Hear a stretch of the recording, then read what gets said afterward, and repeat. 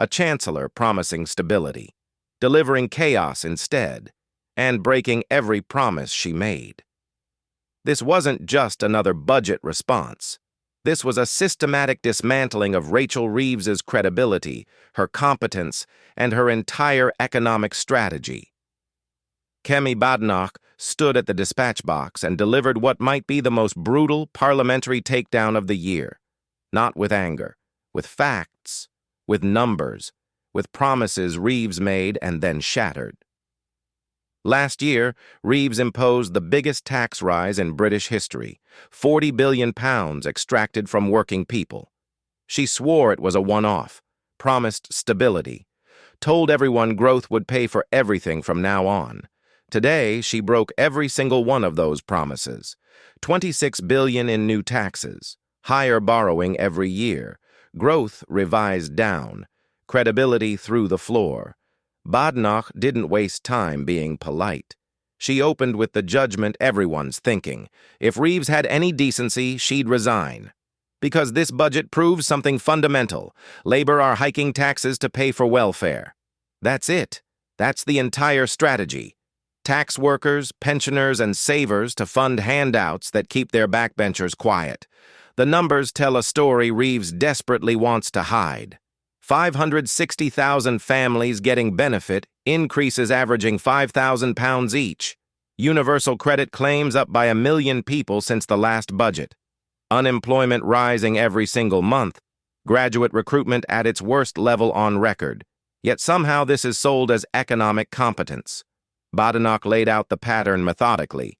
Government spending up, welfare spending up, debt interest up, inflation up.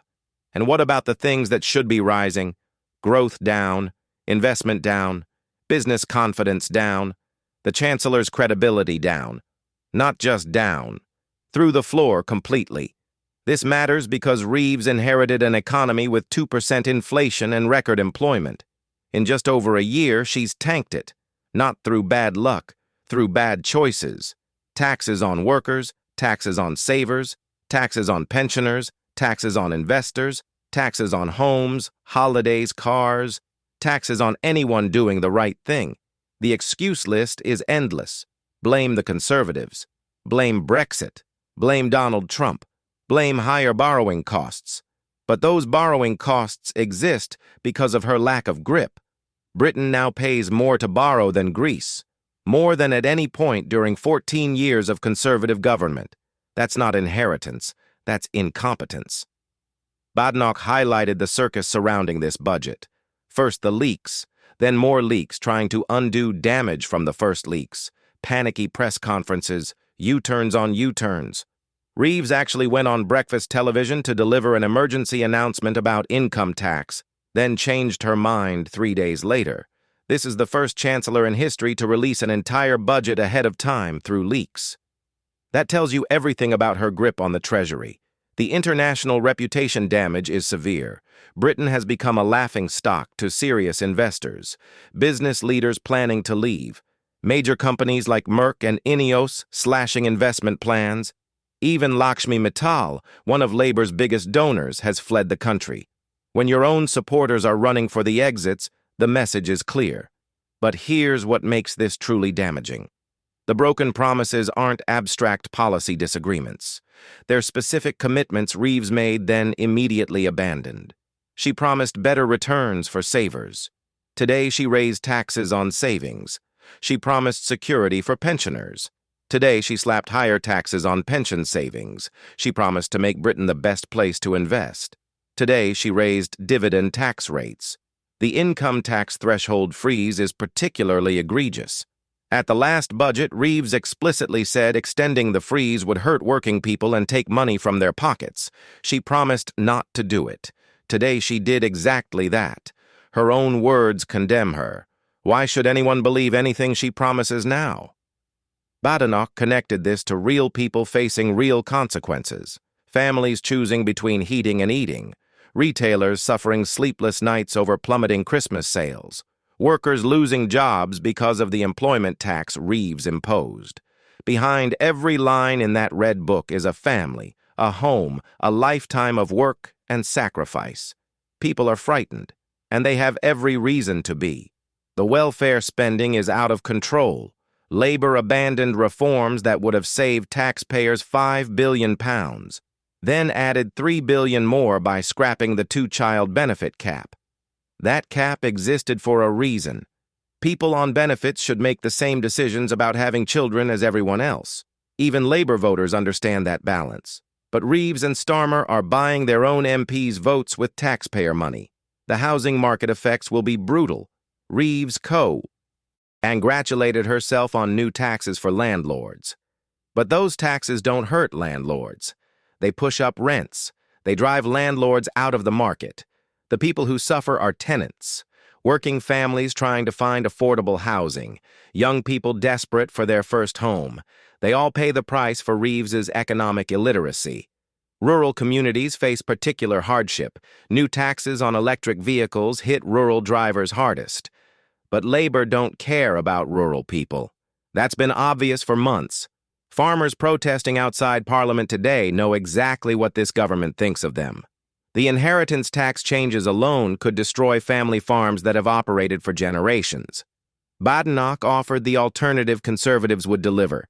Save £47 billion, including £23 billion from welfare reform. Use half to cut the deficit.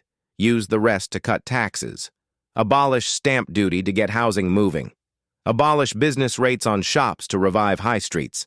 Introduce cheaper power to bring down energy costs for everyone. That's actual economic strategy. Support people who get up and go to work. People who take risks to start companies. People working all hours to keep businesses running. Farmers trying to pass something to the next generation. Investors deciding whether to put money in Britain or elsewhere. Young people looking for their first job. Savers doing the right thing. Pensioners trying to enjoy retirement they earned. This country works when you make it work for those people, not when you tax them into poverty to fund an expanding welfare state and buy political loyalty. The personal dimension matters too. Reeves has spent recent weeks wallowing in self-pity, giving interviews about mansplaining and misogyny, claiming criticism comes from sexism rather than her record. Badenoch demolished that deflection. People aren't complaining because she's female. They're complaining because she's utterly incompetent. Real equality means being held to the same standard as everyone else, being judged on results, not hiding behind gender when those results are catastrophic. The Office for Value for Money perfectly captures the absurdity. Reeves's bright idea to demonstrate fiscal responsibility. It closed down having saved exactly £0. In fact, it cost taxpayers $1.6 million. You couldn't write better satire. Badenoch's solution to save taxpayers huge money? Sack one person, the woman sitting opposite. The former chief economist of the Bank of England wasn't mansplaining when he said uncertainty around this budget is the single biggest reason growth has flatlined. He was explaining observable reality. Reeves's constant chaos, endless leaks, and policy chaos have destroyed business confidence. Nobody knows what's coming next. Nobody can plan. Nobody wants to invest. Labor MPs sat mostly silent during this destruction. What could they say? The figures speak for themselves. Unemployment up every month since they took office. Construction sector shrinking. Housing targets miles behind what Conservatives achieved. 1 in 8 business leaders planning to leave Britain. Future growth revised down in every year. This is their record. They own it. The political crisis compounds the economic crisis, both entirely self-inflicted. Labor came into office with no plan for the country, no idea what they stood for, no vision for what they wanted to achieve. So they've lurched from disaster to disaster, winter fuel cuts, tax rises, welfare chaos, scandal after scandal, failed leadership requiring a reboot after just 1 year. Their only real promise was restoring honesty and integrity to government. That mission lies in tatters. Anti-corruption minister sacked for corruption. Homelessness minister sacked for evicting tenants. Housing secretary sacked for dodging housing tax. Transport secretary sacked for fraud. Now a chancellor whose promises aren't worth the breath used to speak them. The contrast with what was promised versus what's delivered couldn't be starker. Reeves stood proud as Britain's first female chancellor.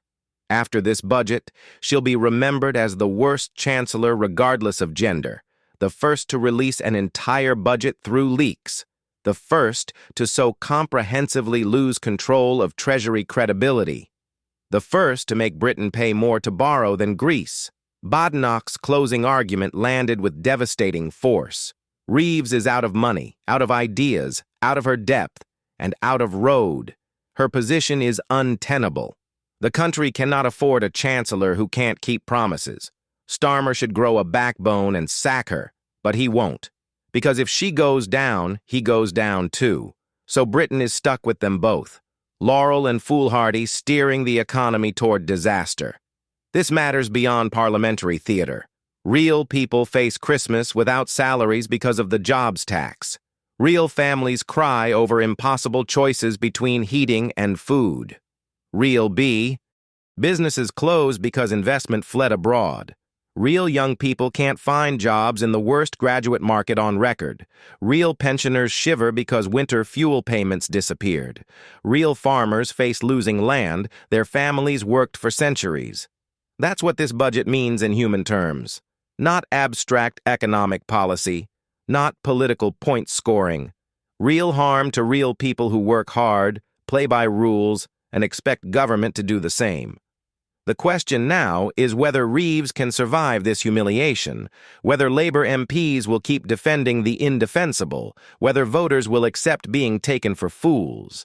The polls suggest answers are coming, trust ratings collapsed, protests growing, by-elections looming, political reckoning approaches. Britain deserves better than this. Better than broken promises, better than economic chaos masquerading as strategy, better than a chancellor who blames everyone except herself for catastrophic failures, better than leadership that hides behind gender when results speak for themselves. The conservative alternative is clear. Cut spending, cut taxes, back business, get Britain working again, support people doing the right things instead of punishing them. Create certainty instead of chaos. Deliver growth instead of decline. Keep promises instead of breaking them. That's the choice facing Britain. Continue down Reeves's path toward economic disaster, or change course toward competence and credibility. The destruction delivered today shows exactly what's at stake, and why this budget truly should be her last.